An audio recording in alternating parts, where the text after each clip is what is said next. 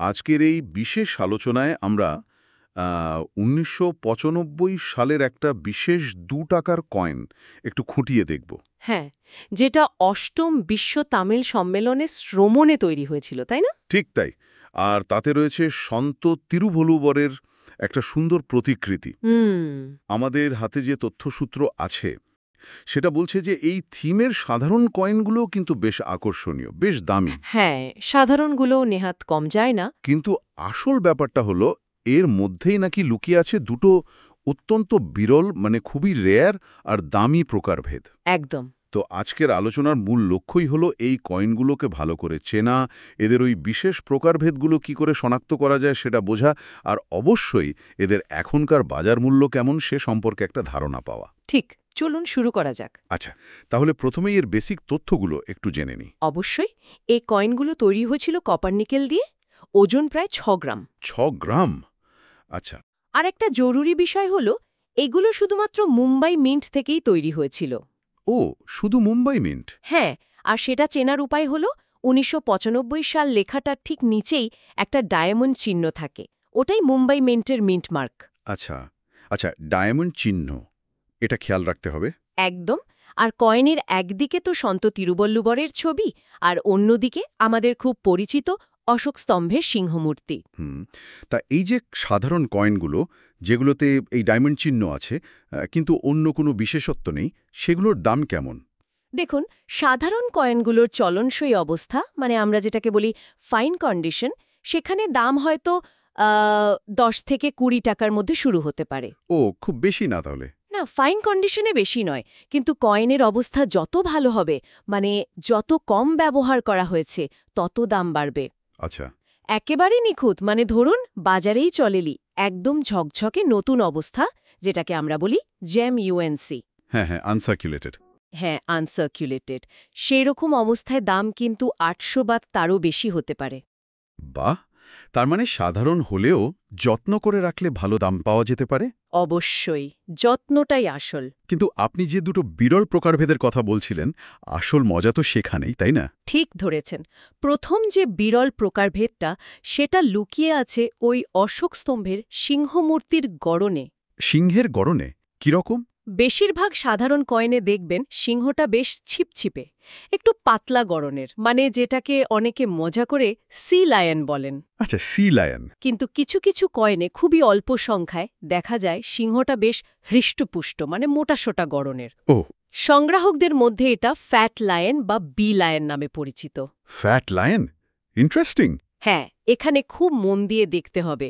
সিংহের শারীরিক গড়নটাই মূল পার্থক্য। সত্যি? শুধু সিংহের চেহারা একটু মোটা হলেই দাম এত বেড়ে যায়? তাহলে এই ফ্যাট লায়ন কয়েনটার দাম কেমন হতে পারে? অনেক, অনেক বেশি।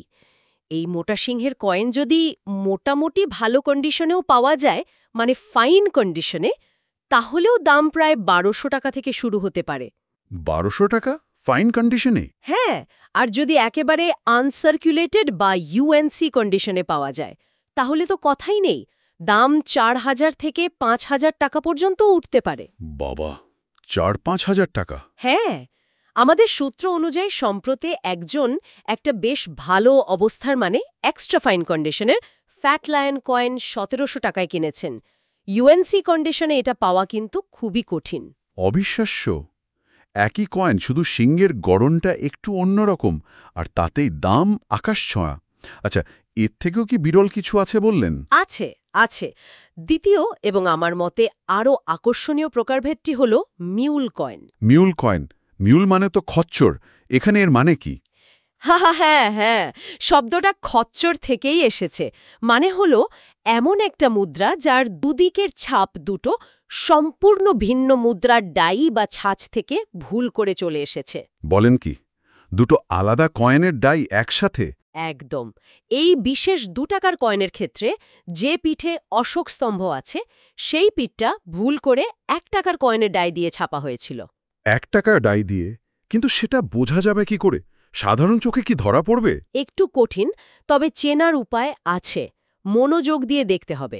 কি রকম? যেহেতু ১ টাকার ডাই ব্যবহার করা হয়েছিল আর ১ টাকার ডাইয়ের লেখাগুলো ২ টাকার ডাইয়ের চেয়ে সাধারণত একটু পাতলা হয়, তাই এই মিউল কয়েনের অশোক স্তম্ভের দিকে লেখাগুলো, বিশেষ করে দেবনাগরীতে যে সম্মেলন কথাটা লেখা আছে, হ্যাঁ হ্যাঁ ওটা সাধারণ ২ টাকার কয়েনের লেখার চেয়ে বেশ কিছুটা পাতলা বা সরু দেখাবে। ও আচ্ছা, লেখার সরু মোটা ভাবটা দেখতে হবে। ঠিক। এছাড়াও আর একটা জিনিস দেখা যেতে পারে, কয়েনের কিনারার দিকে অনেক সময় একটা হালকা গোল দাগ বা রিংয়ের মতো দেখা যায়। গোলদাগ কেন? কারণ ১ টাকার ডায়ের আকারটা হয়তো ২ টাকার প্ল্যানচেট বা চাকতির সাথে ঠিকঠাক ম্যাচ করেনি, তাই কিনারায় ওরকম একটা ছাপ পড়ে গেছে। একটু খুঁটিয়ে দেখলে পার্থক্যটা চোখে পড়তে পারে। দারুণ তথ্য তো। এই ধরনের ভুল মানে এরার কয়েন তো খুবই বিরল হওয়ার কথা। একদম। তাহলে এই মিউল কয়েনের দাম কেমন হতে পারে? নিশ্চয়ই ফ্যাটলাইনের থেকে অনেক বেশি। অনেক বেশি। এই মিউল কয়েন ফাইন কন্ডিশনেই প্রায় ২,০০০ থেকে ২,৫০০ থেকে শুরু হতে পারে।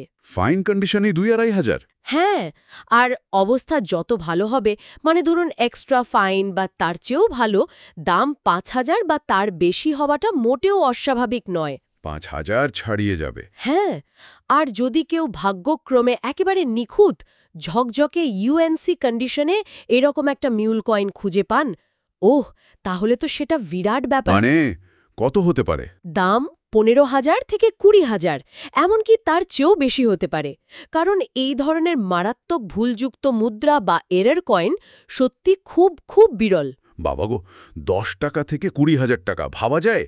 একই দেখতে একটা ২ টাকার কয়েন, অথচ তার মধ্যে এতগুলো ভাগ, সাধারণ ফ্যাটলাইন আবার মিউল, আর দামের কি বিশাল তফাত। ঠিক তাই। তাহলে আজকের আলোচনা থেকে আমরা এটাই বুঝলাম যে ১৯৯৫ সালের এই অষ্টম বিশ্ব তামিল সম্মেলনের ২ টাকার কয়েনটা হাতে পেলে একটু ভালো করে দেখা উচিত। অবশ্যই দেখা উচিত।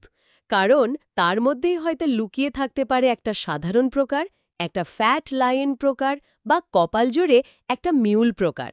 আর এদের মূল্য নির্ভর করছে ওই সূক্ষ্ম কিছু পার্থক্যের উপর।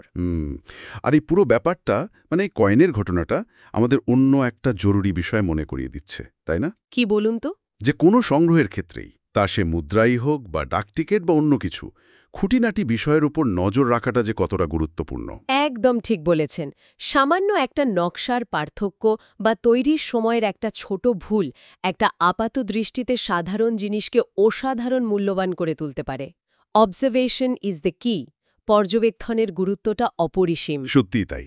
আচ্ছা, আলোচনা শেষ করার আগে একটা ভাবনা সবার জন্য রেখে যাই। বলুন। যদি মুদ্রা তৈরির সময়ের এই ধরনের ছোটখাটো ভুল বা পার্থক্য, যেমন ওই সিংহের গড়ন বা ভুল ডায়ের ব্যবহার, একটা কয়েনকে এত মূল্যবান করে তুলতে পারে, তাহলে আমাদের চারপাশে আমরা প্রতিদিন যে সাধারণ জিনিসগুলো দেখি, সেগুলোর মধ্যেও কি এমন অপ্রত্যাশিত কোনো বৈচিত্র্য বা গোপন কোনো মূল্য লুকিয়ে থাকতে পারে, যদি আমরা শুধু একটু খুঁটিয়ে দেখি? কি মনে হয়?